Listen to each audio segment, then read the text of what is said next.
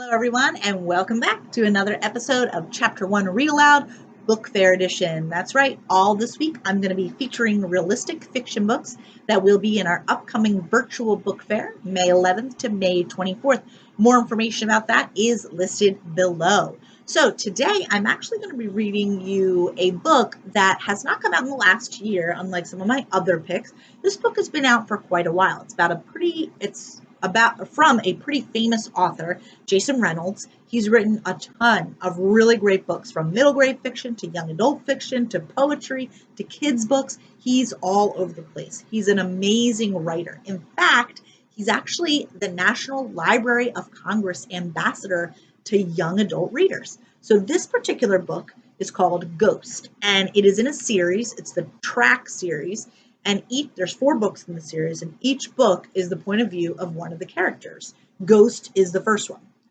Ghost, Lou, Patina, Sunny, these 4 kids from wildly different backgrounds have personalities that are explosive when they clash.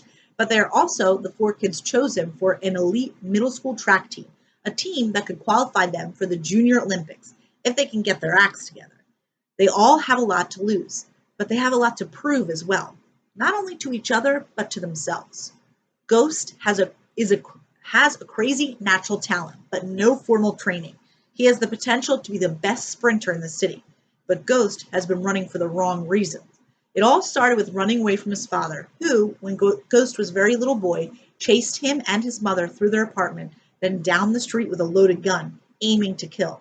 Since then, Ghost has been the one causing problems and running away from them, until he meets Coach, that is. This former Olympic medalist blew his own shot at success by using drugs, and now he's determined to keep other kids from blowing their shots at life.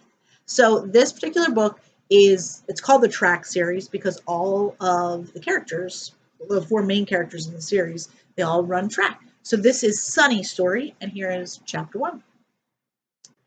Chapter 1.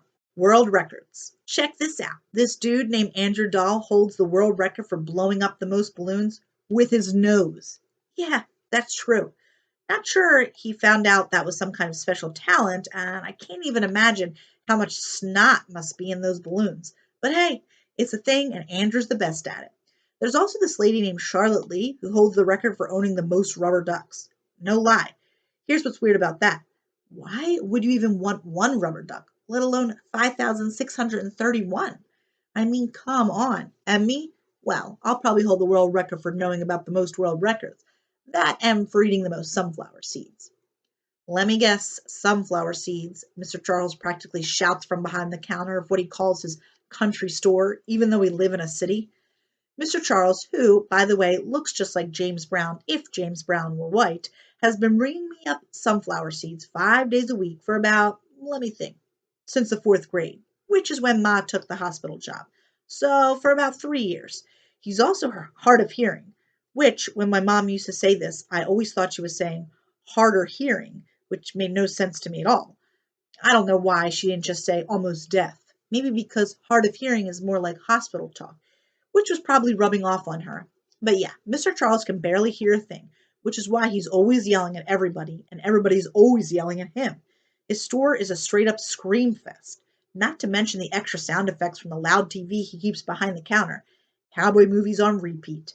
Mr. Charles is also the guy who gave me this book, Guinness World Records, which is where I found out about Andrew Dahl and Charlotte Lee. And he tells me I can set a record one day, a real record, be one of the world's greatest somethings. Maybe. But I know one thing. Mr. Charles has to hold the record for saying, let me guess, sunflower seeds, because he says that every single time I come in, which means I probably already hold the record for responding loudly the exact same way. Let me guess, $1. That's my comeback. Said it a gazillion times. Then I slap a buck in the palm of his wrinkly hand and he puts the bag of seeds in mine. After that, I continue on my slow motion journey, pausing again only when I get to the bus stop. But this bus stop ain't just any bus stop. It's the one that's directly across the street from the gym. I just sit there with the other people waiting for the bus, except I'm never actually waiting for it. The bus gets you home fast, and I don't want that. I just go there to look at the people working out. See, the gym across the street has this big window, like the whole wall is a window. And they have those machines that make you feel like walking up steps, and so everybody just be facing the bus stop, looking all crazy like they're about to pass out. And trust me, there ain't nothing funnier than that. So I checked that out for a little while, like it's some kind of movie. It's about to pass out show, starring stair stepper person 1 through 10.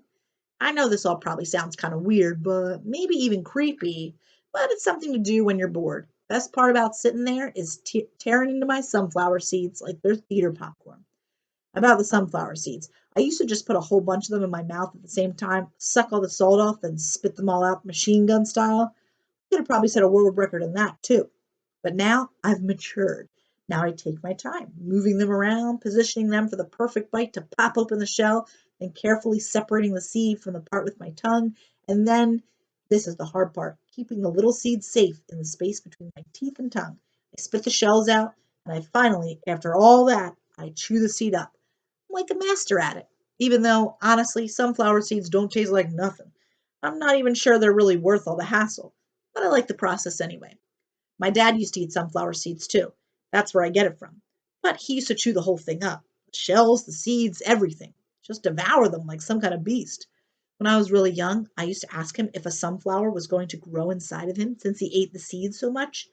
He was always watching some kind of game, like football or basketball, and he'd turn to me just for a second, just long enough to not miss a play and say, "Sunflowers are all up in me, kid." And then he'd shake up the seeds in his palm like dice before throwing another bunch on his grill to chomp down on. But let me tell you, my dad was lying. Wasn't no sunflower seeds growing in him. Couldn't have been. I don't know a whole lot about sunflowers, but I know they're pretty and girls like them, and I know the word sunflower is made up of two good words, and that man ain't got two good words in him, or anything that any girl would like, because girls don't like men who try to shoot them and their son, and that's the kind of man he was. It was 3 years ago when my dad lost it, when the liquor made him meaner than he'd ever been. Every other night he would become a different person, like he'd morph into someone crazy. But this one night, my mother decided to finally fight back. This one night, everything went worse. I had my head sandwiched between the mattress and my pillow, something I got used to doing whenever they were going at it, and when my mom crashed into my bedroom. "We gotta go," she said, yanking the covers off me. And when I didn't move fast enough, she yelled, "Come on." Next thing I knew, she was dragging me down the hallway, my feet tripping over themselves. And that's when I looked back and saw him, my dad, staggering from the bedroom, his lips bloody, a pistol in his hand. "Don't make me do this, Terry," he angrily begged. But me and my mom kept rolling. The sound of the gun cocking, the sound of the door unlocking. As soon as she swung the door open, my dad fired a shot. He was shooting at us. My dad was actually shooting at us, his wife and his boy. I didn't look to see what he hit, mainly because I was scared it was going to be me or Ma. The sound was big and sharp enough to make me feel like my brain was going to pop in my head, enough to make my heart hiccup. But the craziest thing was, I felt like the shot, loudest sound I ever heard, made my legs move even faster. I don't know if that's possible, but that's definitely what it seemed like. My mom and I kept running down the staircase into the street, breaking into the darkness with death chasing behind us. We ran and ran and ran until finally we came up on Mr. Charles's store, which, luckily for us, stays open 24/7. Mr. Charles took one look at me and my mom, out of breath, crying, barefoot in our pajamas, and hid us in his storage room while he called the cops. We stayed there all night. I haven't seen my dad since. Ma said the cops said that when they got to the house, he was sitting outside on the steps, shirtless, with the pistol beside him, guzzling beer, eating sunflower seeds, waiting, like he wanted to get caught, like it was no big deal. They gave him 10 years in prison, and to be honest, I don't know if I'm happy about that or not. Sometimes I wish he would have gotten forever in jail. Other times, I wish he was home on the couch, watching the game, shaking seeds in his hand. Either way, one thing is for sure. That was the night I learned how to run. So when I was done sitting at the bus stop in front of the gym and came across all those kids on the track at the park practicing, I had to go see what was going on because running ain't nothing I ever had to practice. It's just something I knew how to do. So that's chapter 1 of Ghost, which is book number 1 in the track series. And it is featured, which means it's on sale at the virtual book fair. So make sure you check it out May 11th to May 24th. And I'll see you next time on chapter 1 Read Aloud.